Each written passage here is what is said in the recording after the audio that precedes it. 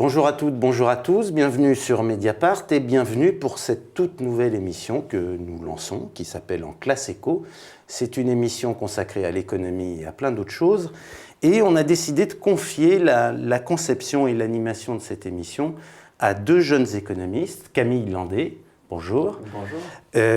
Et Gabriel Zucman. Gabriel Zucman n'est pas avec nous aujourd'hui, mais il assurera également l'animation de cette émission.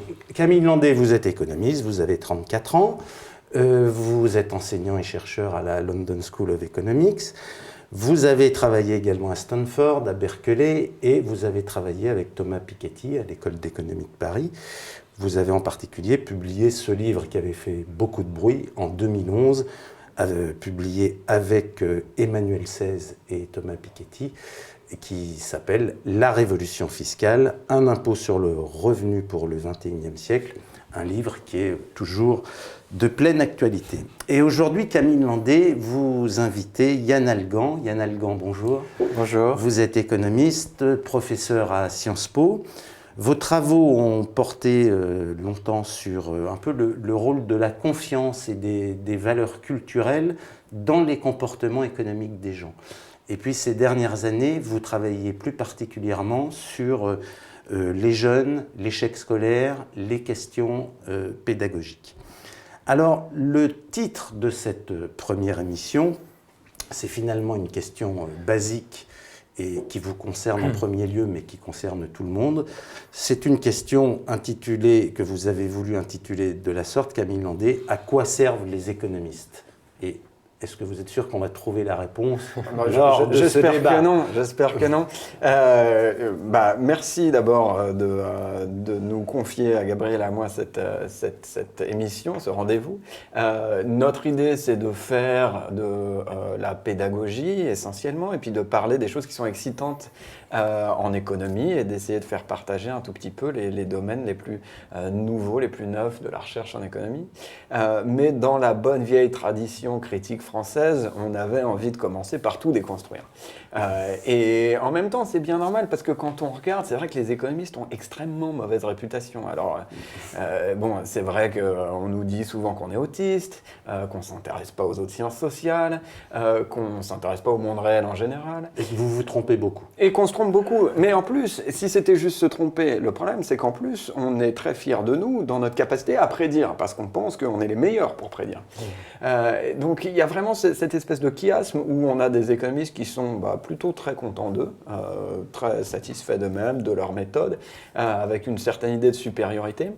Et en même temps, une société qui semble plutôt rétive à ce que les économistes ont à raconter en les traitant essentiellement de néolibéraux.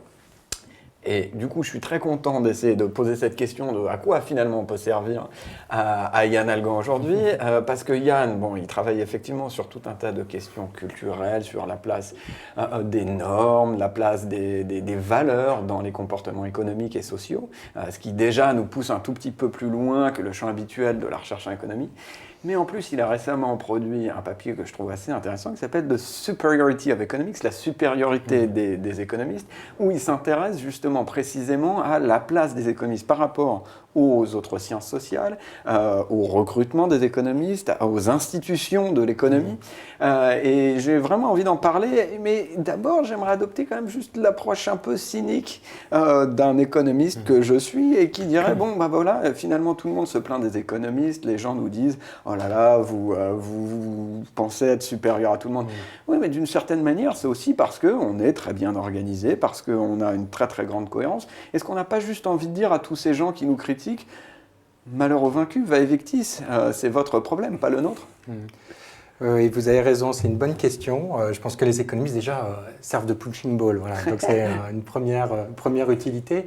Mais c'est vrai que ta question soulève un vrai paradoxe, parce que les économistes sont partout, ils dirigent des banques centrales, des organisations internationales, ils vendent des best-sellers, ils ont une espèce de prestige social. Ils sont ministres des Finances en Grèce. Ministres, exactement, ils ont un prestige intellectuel et social sans équivalent. Et c'est un phénomène nouveau. Ils ont pris un peu la place, d'une certaine façon, des historiens ou des philosophes. On a eu à un moment donné des grandes incarnations chez des grands historiens comme Brodel ou des philosophes comme Foucault. Et maintenant, la référence, si vous regardez par exemple le New York Times ou Le Monde, on fait beaucoup plus appel aussi, où on cite des économistes que d'autres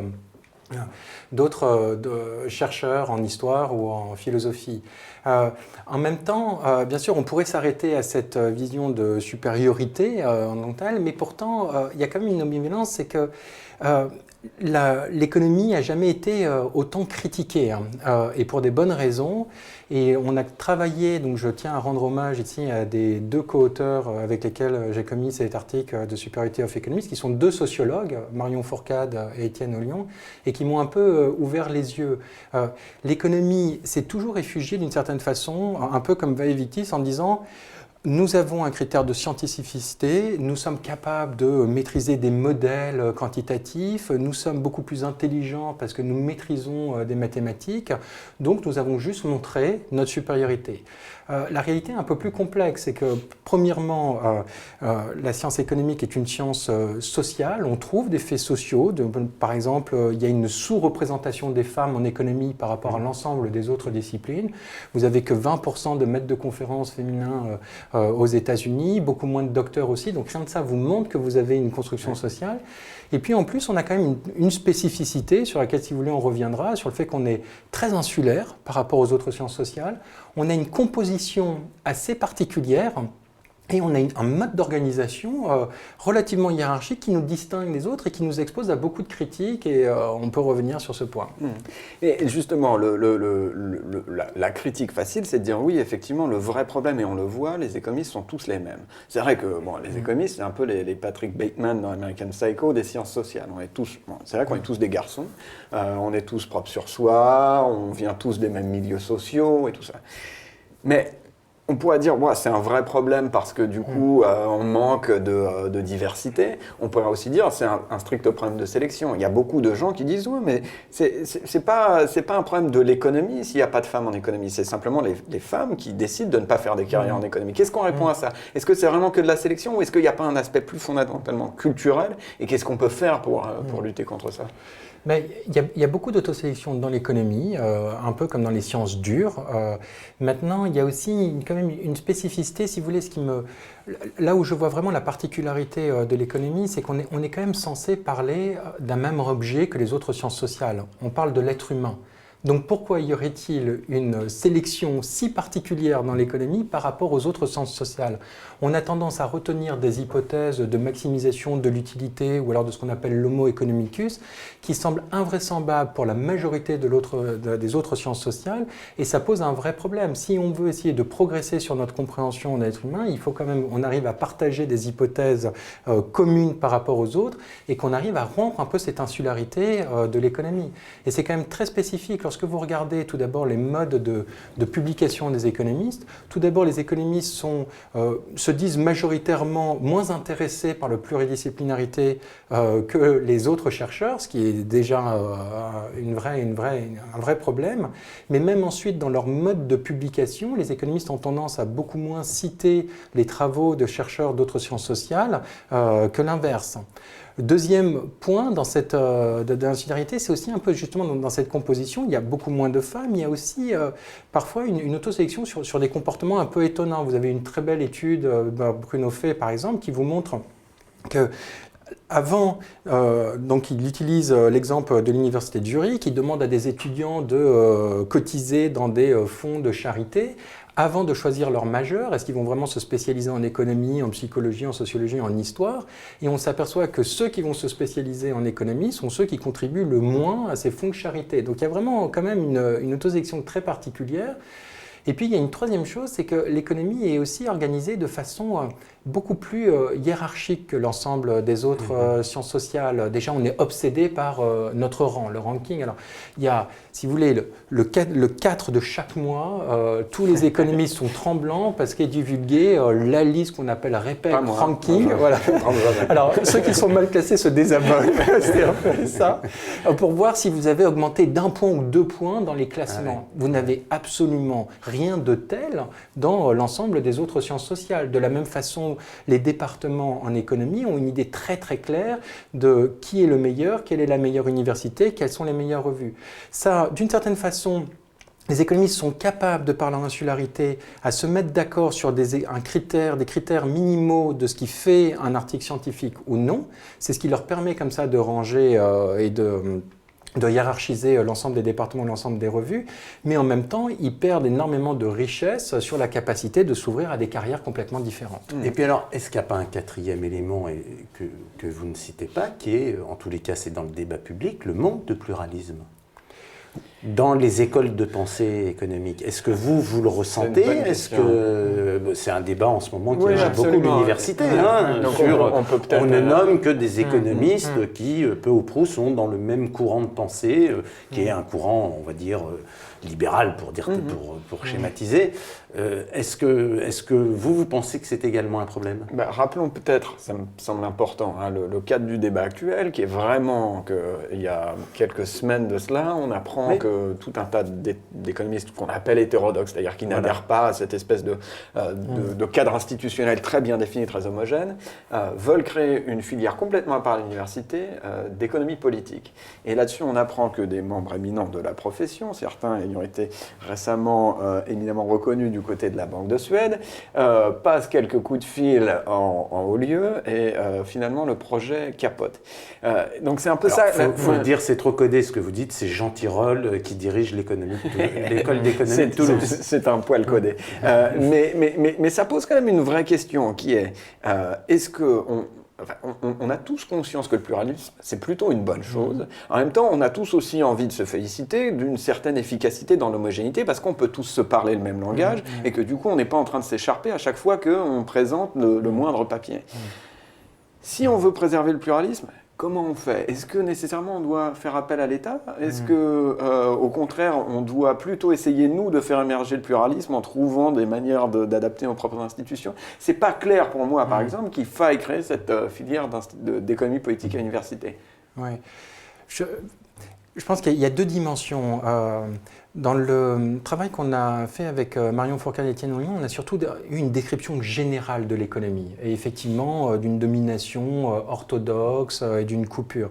Maintenant, je suis un indécrottable optimiste, et je vous avoue que moi je sens quand même un mouvement vraiment nouveau. Regardez, vous avez l'incarnation avec Camille ou avec Gabriel, d'une jeune génération d'économistes pour lesquels la distinction entre hétérodoxe et orthodoxe fait moins sens. On travaille sur l'être humain et on essaye de mobiliser l'ensemble, alors bien sûr avec des méthodes potentiellement différentes, mais l'ensemble des dimensions nécessaires à la compréhension des comportements.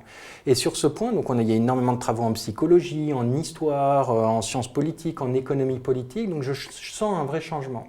Pour revenir sur le mouvement du pluralisme en économie, je pense que certaines interrogations sont vraiment légitimes. Oui, il faut absolument plus de pluralisme.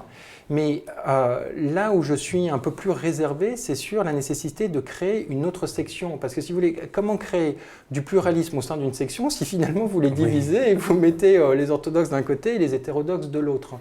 D'autant plus qu'on a besoin d'eux au sein d'une même unité, bien sûr à nous, à ceux qui sont, donc je dis nous parce que je suis moi dans la section des économistes, à nous de vraiment prendre au sérieux ces revendications, mais surtout aussi d'évoluer dans le cadre des carrières, mais aussi dans le cadre de l'enseignement.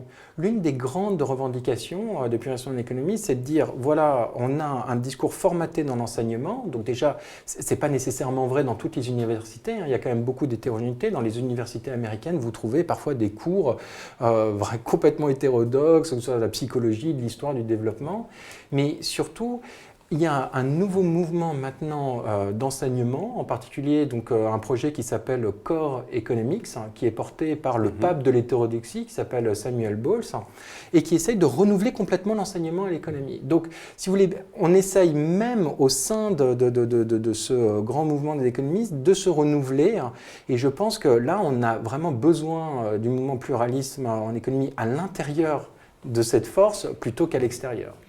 Alors, je suis assez d'accord, il le faut à l'intérieur. Néanmoins, je pense une difficulté qu'il va falloir surmonter, c'est quand même la très forte homogénéité idéologique. On l'a dit, on en est à la fois très fiers parce qu'elle nous vient d'une certaine idée de la méthode.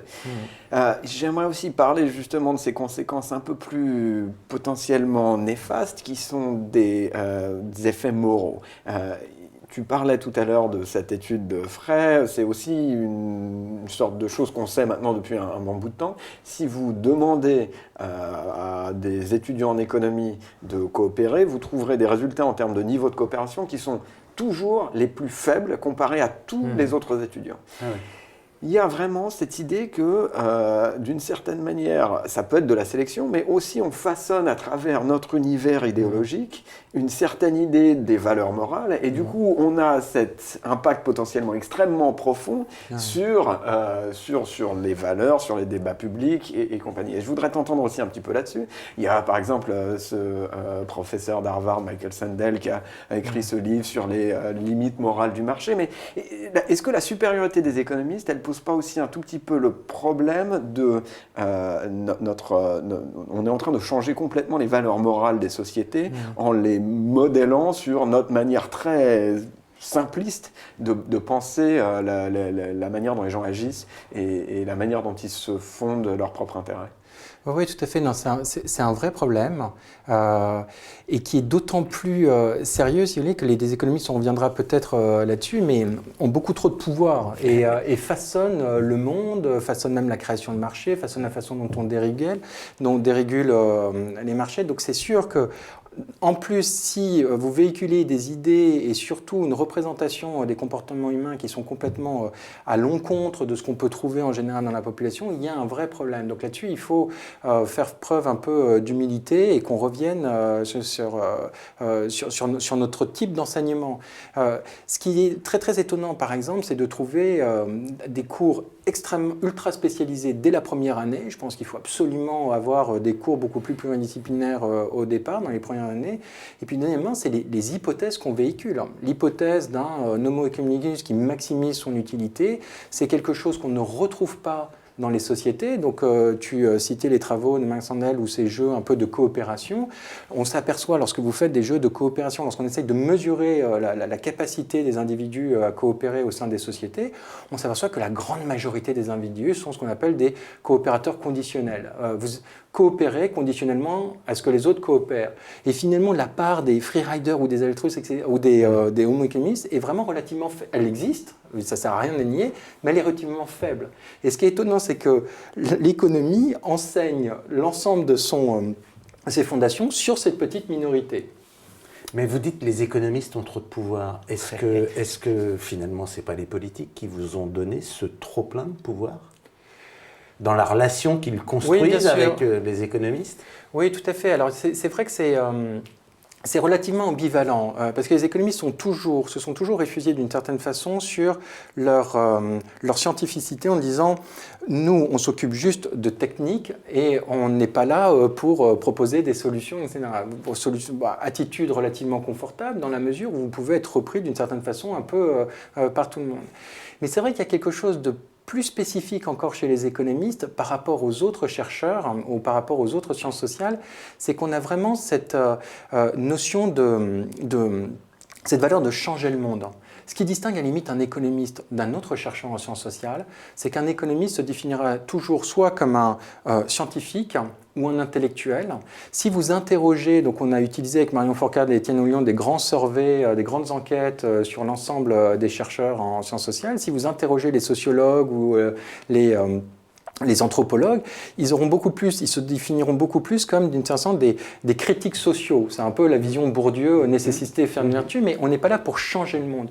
Les économistes ont toujours cette culture du fix-it, je suis là pour changer le monde, que ce soit un grand banquier central ou un macroéconomiste, mais aussi avec le nouveau mouvement d'Esther Duflo sur l'évaluation des programmes, on le fait dans la mesure où on veut améliorer ou changer quelque chose. Mais est-ce qu'il ne faut pas s'en féliciter aussi un peu d'une certaine manière? C'est très sympa de décrire le monde, et c'est très important. Ouais. C'est très important de pointer les limites du système tel qu'il existe.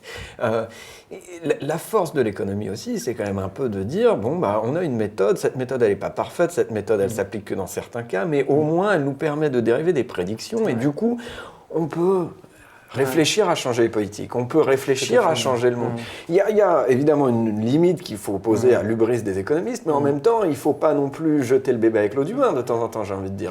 Oui, non, mais complètement. Et c'est vrai que les économistes eux-mêmes s'exposent à la critique en ayant cette position toujours performative de vouloir changer et transformer le monde à leur image. Ils s'exposent tout le temps à la critique et d'autant plus cinglante avec leur absence de prédiction de la crise financière. Donc il faut trouver vraiment un vrai équilibre, je pense. Tu as raison, Camille. L'économie a un grand mérite, c'est d'être capable de pouvoir déjà proposer une méthode pour évaluer des politiques économiques et utiliser des données de façon extrêmement précise. La deuxième chose, c'est on a une capacité de se mettre d'accord sur quelques éléments dans un modèle pour pouvoir le tester. Peut-être que notre modèle est imparfait, mais au moins on le teste et on voit les prédictions. Le seul problème, c'est que si on se focalise uniquement sur ce modèle sans tenir compte de l'apport des autres sciences sociales ou sur vraiment le comportement humain réel, on a tendance à se planter tout le temps. Donc la grande question, je pense, à l'heure actuelle, c'est de trouver un peu comme disait Keynes, il faut trouver des économistes qui soient un peu comme des dentistes. Ils pouvaient être aussi humbles et compétents que les dentistes, ça serait un monde formidable. Mais je pense que c'est un peu ça la solution. Si vous comparez les économistes aux autres sciences sociales, finalement, peut-être que vous vous trompez d'angle. Les économistes ressemblent surtout à des docteurs. Ils ressemblent aux docteurs ne serait-ce que par leur revenu. On n'en a pas encore parlé, mais si vous voulez, on peut parler aussi du revenu des économistes. Mais ils ressemblent aussi un peu par leurs valeurs. Ils ont des valeurs un peu plus conservatrices que les autres sciences sociales. Mais ils ont aussi un peu cette volonté à chaque fois de changer les choses. Très bien, changeons-les, mais en ayant vraiment conscience de nos limites qui sont quand même très, très grandes. Ouais, donc c'est Mediapart, effectivement, on doit tous parler de nos revenus et révéler nos fiches de paie. Non, plus sérieusement, j'aimerais aussi, du coup, on a beaucoup parlé de la culture des économistes, j'aimerais aussi qu'on montre que les économistes peuvent parler de culture de manière un peu plus générale. C'est une question sur laquelle tu as beaucoup réfléchi. Avec Pierre Cahuc, vous avez publié en 2007 La Société de défiance, puis La Fabrique de la défiance en 2012. J'aimerais aussi qu'on s'attelle à montrer que de temps en temps, les économistes peuvent poser ces questions-là dans des domaines qui intéressent les politiques et la vie au jour le jour de nos concitoyens.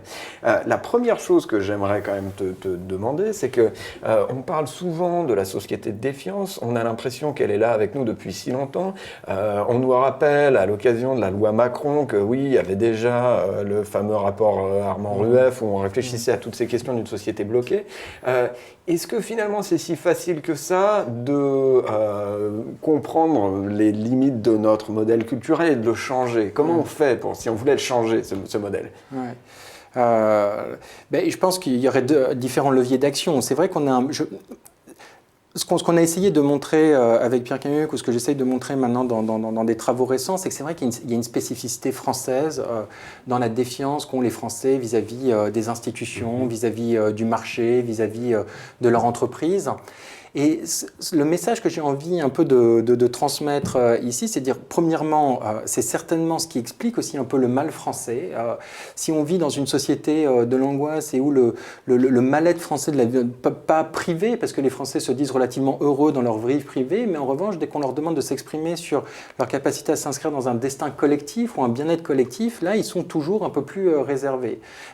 Et je pense que ce qui explique cet état de fait, c'est justement ce manque de coopération ou ce sentiment d'absence de réciprocité chez les Français.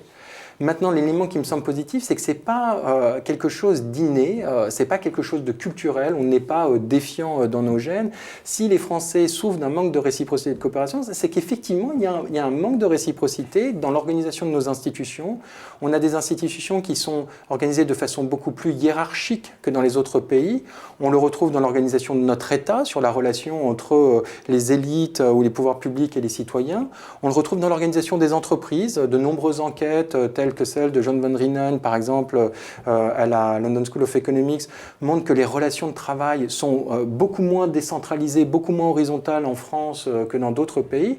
Et on le retrouve aussi à l'école avec des méthodes pédagogiques qui sont beaucoup plus hiérarchiques. Par exemple, avec des co-auteurs, on a essayé de mesurer ce que faisaient les étudiants pendant 1 heure de classe dans les différents pays. Est-ce qu'ils travaillaient sur leur manuel scolaire ou alors est-ce qu'ils écoutaient en silence ce que disait le maître en prenant des notes, ou alors est-ce qu'ils travaillaient en groupe sur des projets collectifs. Et là, la France est quand même relativement un point singulier.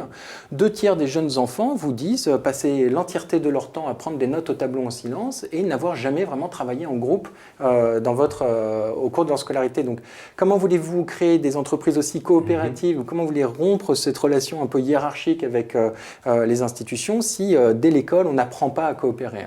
Alors c'est marrant parce que tu insistes beaucoup dans le livre sur le modèle suédois, cette idée qu'il y a des pays où on apprend la coopération très tôt à l'école. Moi, ce qui me fait un petit peu rigoler en même temps, c'est que j'ai l'impression que ça fait 30 ans qu'on nous dit à chaque fois il faut copier le modèle suédois.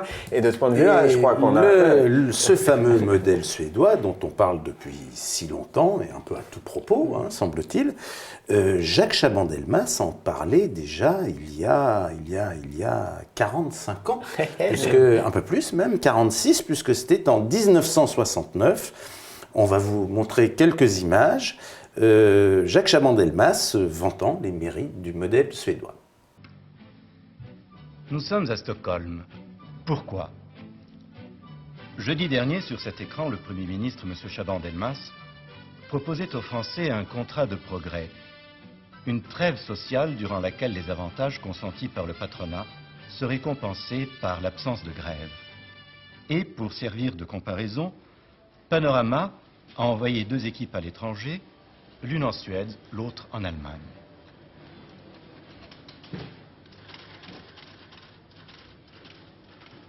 En Suède, 95% des ouvriers sont syndiqués. Et tous les syndicats ouvriers sont groupés au sein d'une même confédération, la LO. Un dirigeant de la LO commente les résultats de cette unité d'action. Si je prends l'année 1967, je crois qu'en Amérique, ils ont perdu 637 jours par 1000 ouvriers à cause des conflits de marché de travail. En Angleterre, 114. En Allemagne fédérale, 15, en France, 281 et en Suède, 0,1. Pourquoi cette paix sociale en Suède? Le Premier ministre, M. Palme, qui appartient à l'aile marchande du Parti social-démocrate au pouvoir, répond. D'abord, je crois que c'est une question politique. C'est-à-dire qu'on a eu une législation sociale, une politique de l'économie, et qui a changé la société suédoise pour avoir plus de justice et plus d'égalité. Nous ne sommes pas du tout prêts, mais toujours c'est un changement paisible de la société. Alors on le voit bien, ça fait 45 ans qu'on en parle, le modèle suédois. C'est d'autant plus drôle d'une certaine manière, et aussi un peu tragique, de voir que les Suédois eux-mêmes ne sont pas toujours sûrs de leur modèle. Par exemple, revenant de Scandinavie récemment, j'entends parler partout en Suède des classements catastrophiques de la Suède dans PISA, et beaucoup de gens qui disent oui, le problème c'est justement ils apprennent plus rien à l'école, ils sont nuls en maths, ils savent plus écrire, mais simplement ils sont bons en coopération, ils savent jouer les uns avec les autres. Qu'est-ce qu'on répond à ça? On rigole aussi en disant qu'il faut faire très attention effectivement dans notre tendance à toujours faire du benchmarking et à se comparer et à penser, c'est comparer des pays entre eux, atteint toujours des limites, c'est tellement complexe, il y a tellement des éléments dans un même pays, on a du mal à... classement PISA qui classe les pays, c'est un classement des systèmes d'éducation des différents pays et qui est aujourd'hui un indicateur qui, je dirais, terrorise tout le monde. C'est un totem. C'est un totem, alors qui a certains mérites, parce que ça a permis de révéler certains problèmes en France, en particulier dans l'inégalité dans l'accès à l'éducation.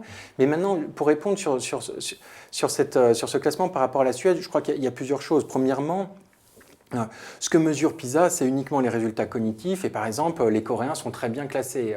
Je ne suis pas sûr que les méthodes pédagogiques en Corée soient vraiment des méthodes extrêmement coopératives par rapport aux autres pays. La deuxième chose, c'est que la Suède, le déclassement de la Suède s'explique surtout en fait par une grande dérégulation de leur système scolaire, avec une mise en compétition de différentes écoles et d'une reprise d'un système de voucher, sans nécessairement avoir un peu une centralisation sur les objectifs. Et ça explique d'une certaine façon, selon beaucoup de spécialistes de l'éducation, leur déclassement. Maintenant, je reprendrai la question dans l'autre sens, je me dirais, il ne faut pas aussi se focaliser que sur PISA. Si vous faites des citoyens et des jeunes qui sont capables de s'épanouir, bien sûr qu'il faut développer des compétences cognitives, mais il faut aussi, ou des résultats scolaires, mais il faut aussi développer un épanouissement des jeunes enfants en tant que leur capacité à coopérer, leur capacité sociale, et ça c'est tout aussi important. La Suède n'est pas nécessairement le pays le plus emblématique sur ce point, c'est surtout la Finlande qui a vraiment développé des méthodes pédagogiques extrêmement importantes avec une formation des enseignants à la pointe. Les enseignants français ne sont pas contre ces méthodes, c'est juste qu'on ne leur propose jamais des formations adaptées. Je rappelle qu'en Finlande, vous devez, lorsque vous voulez être enseignant, vous devez vous spécialiser au départ, dans votre première année d'université, dans 2 filières, une qui est sciences de l'éducation et l'autre, votre filière spécialisée telles que littérature, histoire.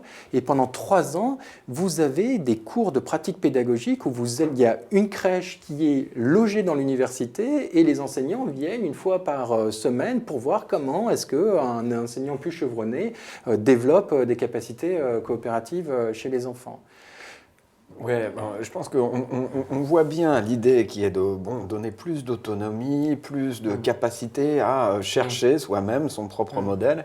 Il y a quand même une grosse difficulté à mettre ça en place en France, qui est la très grande verticalité. Ce que vous dites un petit peu, vous qualifiez d'étatisme dans le modèle français, on a un État qui contrôle tout. Et du coup, donner de l'autonomie, ça devient compliqué. Si en plus de cet étatisme, vous rajoutez du corporatisme avec ces corporations très bien établies, le monde de l'éducation et le ministère de l'éducation et ce genre de choses. Comment justement on arrive à donner de l'autonomie, à réduire un petit peu ce corporatisme sans rentrer immédiatement dans la culture du conflit qu'on voit parfaitement à l'œuvre justement dans les tentatives de réformer le système avec la loi Macron. Comment on réussit à diminuer un peu ce corporatisme pour donner de l'autonomie sans rentrer immédiatement dans le conflit généralisé? Ouais. Mais j'aimerais bien avoir une solution toute faite parce que je crois que ça fait à peu près plus de 50 ans maintenant que tout le monde essaye de trouver une solution. C'est vrai que les rapports Attali, RUEF, etc. datent de l'après-guerre et je pense malheureusement que dans l'ensemble de ces rapports, on n'a jamais réfléchi à l'économie politique de la réforme. C'est bien beau de critiquer les taxis, encore faut-il que si vous voulez vraiment réformer le système de taxis, il faut réaliser qu'ils ont beaucoup investi lorsqu'ils ont acheté leur licence, donc il faut trouver des méthodes de compensation. Et l'ensemble des pays qui ont réussi à faire passer des réformes ont, je pense, vraiment agi sur 2 leviers. Le premier, c'est celui vraiment du côté de la transparence des élites. Si vous voulez, le problème de la confiance, c'est que ça prend beaucoup de temps à se construire, mais ça se détruit très très rapidement, et surtout lorsque les élites ou les personnes qui sont en responsabilité d'un pouvoir la trahissent. Bien sûr, ce pouvoir, ça les engage. Donc là-dessus, il y a... Est-ce qu'on parle de Cahuzac, là ? On parle plus généralement du fait qu'on est toujours de carrière politique qui dure 40 ans, voilà, et on parle de la perception d'un système oligarchique, tout à fait, pour dire de manière plus polémique. Et je pense que là-dessus, on a quand même vraiment encore des leviers d'action sur la transparence des pouvoirs publics. Là-dessus, la France est encore en retard. Je ne sais pas ce qui sera fait. Vous vous souvenez de la loi du rapport Sauvé qui voulait vraiment avoir un contrôle à la source, par exemple, des salaires des parlementaires ou des ministres, et ça avait été déclaré comme antidémocratique. Donc on est quand même très très loin de bonnes pratiques. Et puis la deuxième chose dans cette réforme de l'économie politique, c'est que, de l'économie politique des réformes, c'est comment éviter de stigmatiser et comment trouver un peu les bons leviers un peu de la compensation. Donc les réformes qui ont réussi par exemple sur les taxis en Irlande ou en Suède en fait se sont inspirées de mécanismes de compensation en disant ben voilà, l'ensemble des chauffeurs de taxi qui ont déjà acheté une licence se font racheter la licence par l'État, on les compense et puis tous les nouveaux rentrants sur le marché, eh ben, eux peuvent avoir une licence gratuite. Donc vous voyez, c'est plutôt que de présenter à chaque fois votre réforme comme des nantis, des corrompus, il faut vraiment comprendre aussi quelles sont les sources de résistance. Absolument. Donc ça me paraît extrêmement important à rappeler. Hein. L'idée de toutes ces réformes, on dit oh là là, on va débloquer tout ça. Qu'est-ce que ça veut dire? Ça veut dire qu'on va lutter contre des inefficiences du marché de sorte que tout le monde va être better off. Tout le monde va se retrouver avec plus de ressources. Ça veut dire aussi qu'il y a énormément de redistribution qui doit se faire. Et la difficulté, j'ai l'impression qu'on a eu jusqu'à maintenant, c'est de ne pas comprendre que, bah oui, si ces ressources génèrent de la croissance, on devrait avoir suffisamment de ressources supplémentaires pour racheter aux gens qui perdent à la réforme le coût de cette réforme. Et on ne le fait jamais. Bon, la loi Macron ne semble pas s'orienter typiquement vers ce genre de choses. Du coup, ça serait quoi le conseil qu'on donnerait aux hommes politiques pour essayer de les aider un tout petit peu à prendre ce genre de risque? Mais je vais prendre un exemple simple qui mélange un peu cette idée de transparence et aussi d'être un peu inclusif. Je vais prendre un exemple sur l'éducation, d'accord ? Si vous arrivez du jour au lendemain, je me mets à la place de Madame la ministre de l'Éducation, si Madame la ministre du jour au lendemain dit voilà maintenant on change complètement les méthodes pédagogiques et voilà comment il va falloir enseigner dans l'ensemble des écoles, ça ne marchera jamais. Parce qu'en plus de toute façon, vous n'allez pas mettre un commissaire politique derrière chaque maître d'école. Surtout que les maîtres d'école ont souvent de très très bonnes propositions. Eux savent concrètement au niveau local comment, de façon un peu artisanale, ils ont dû travailler avec tel et tel type de situations difficiles. Donc, essayez à chaque fois qu'on envisage une réforme comme ça, à changer complètement et prendre compte du fait qu'on est vraiment maintenant dans des démocraties liquides, qu'on est une démocratie beaucoup plus participative, créer avant des assises de l'école un forum sur lequel on a un peu un partage d'expérience où l'ensemble des enseignants qui veulent montrer leur méthode pédagogique partagent sur ce site. Ensuite, vous avez un gage de transparence en disant de la part du ministre, eh ben, on va maintenant évaluer avant de tout généraliser. Prenons 3-4 méthodes pédagogiques qui semblent pertinentes, mais évaluons-les. Donc on se donne 1 an ou 2 ans d'évaluation en ayant un peu des critères aussi larges, en essayant de ne pas évaluer uniquement sur les notes, mais aussi sur le bien-être des enfants. Et puis après, dans une dernière étape, eh ben, on choisit quel type de réforme on fait. Donc c'est quand même un processus complètement différent. Plus dans le temps de la politique. Alors c'est un vrai problème, mais je pense que... Sauf que ça peut se faire tout de même dans l'éducation nationale, où il y a des processus assez longs d'évaluation. Oui, vous avez tout à fait raison. Il y a un vrai problème sur le temps de la politique, mais j'aimerais poser aussi un peu, à la limite, les termes du débat dans l'autre sens. C'est que le temps de la politique est maintenant celui de l'incapacité à réformer, à faire avancer un peu notre système collectivement tous ensemble depuis l'après-guerre. Donc, d'une certaine façon, si vous voulez, je pense qu'on est quand même, on gagnerait beaucoup à trouver un ton un tout petit peu plus long. Merci beaucoup Yann, je crois que bon, il y a un poil d'espoir, on ne sert pas forcément complètement à rien, en même temps on voit bien qu'on est toujours à la limite dans le frottement de notre relation avec le politique, ça nous pose beaucoup de problèmes parce qu'on a l'impression qu'ils n'arrivent pas exactement à faire ce qu'on voudrait qu'ils fassent, en même temps on ne sait pas exactement toujours pourquoi ils font ce qu'ils font, et donc ça me paraît aussi un autre domaine important qu'on essaiera d'explorer au cours des prochaines émissions. Merci encore pour ce patient débat. Et merci à Camille Landé d'avoir animé cette émission. On se retrouve très vite pour d'autres émissions de Mediapart. Merci.